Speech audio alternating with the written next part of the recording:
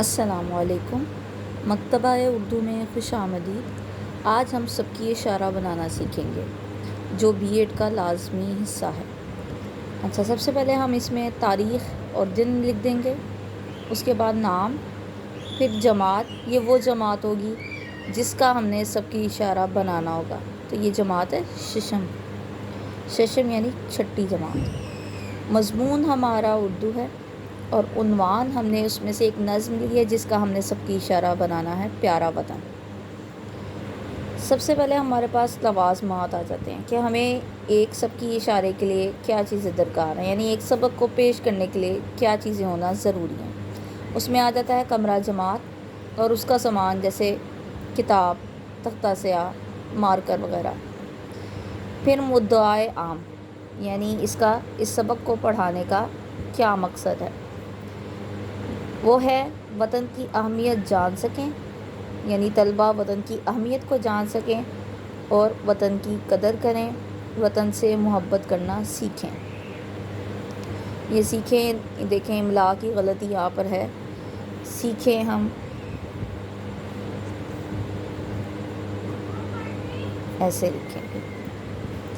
اب مدعائے خاص کیا ہے ہمارا، کہ جو نظم ہمیں دی گئی ہے اس کا ہم مطالعہ کریں، یعنی اس کی تشریح، اس کو ہر طرح سے، ہر پہلو سے اس کو پڑھا جائے۔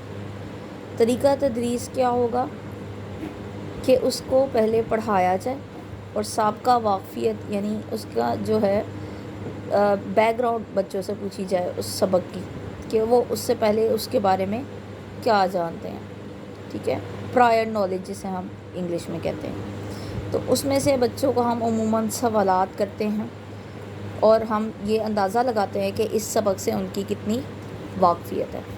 اس کے بعد ہم سبق کا اعلان کر دیں گے، اور یہ سبق کا اعلان ہم اس طرح کریں گے کہ ہم تختہ سیاہ پر یا وائٹ بورڈ پر نظم کا عنوان لکھ دیں گے۔ اس سے یہ مراد ہوگا کہ سبق کا اعلان ہو گیا کہ آج ہم نے یہ پڑھنا ہے۔ پھر اس کے لیے ہم جو ہے ایک ادبی فضا کو برقرار رکھنے کے لیے سبق کو پہلے ایک جزء میں پیش کرتے ہیں، اور نظم ہے چونکہ تو بچوں کی جو اصلاح ہے وہ ساتھ ساتھ چلتی رہے گی، یعنی تلفظ ان کا بہتر کیا جائے گا، الفاظ کو پڑھنے کا طریقہ ان کو بتایا جائے گا، اور نظم کو تحت اللفظ کے تحت پڑھایا جائے گا، یعنی ہر لفظ جو ہے وہ اپنے پورے تلفظ کے ساتھ ادا کروایا جائے گا۔ اس کے بعد آ جاتا ہے کہ ہم ان کو اسائنمنٹ یعنی تفویض کار دیں گے۔ اس میں عموماً بچوں کے مشقی سوالات جو ہوتے ہیں انہی کو کاپی پر حل کر کے لانا ہوتا ہے، یا مشکل الفاظ کے معنی جو استاد پڑھاتے وقت بچوں کو الفاظ کے معنی بتاتا ہے، بلیک بورڈ پر لکھتا ہے یا وائٹ بورڈ پہ لکھتا ہے، وہی الفاظ معنی بچے نے اس کو نیٹ کر کے کاپی پر لکھ کر لانا ہوتا ہے۔ پھر آ جاتی ہے سرگرمی۔ سرگرمی میں عموماً ہمیں مشق میں ہی پوچھی گئی ہوتی ہے، اور سرگرمی جو ہے ہم خود سے بھی بنا سکتے ہیں، یعنی کوئی ایکٹیویٹی۔ تو یہ جو تھا اس میں ہم نے آپ کو بتایا کہ ایک سب کی اشارہ کیا کیا چیزوں کو کور کرتا ہے، اس میں کیا چیزیں ہونا ضروری ہیں،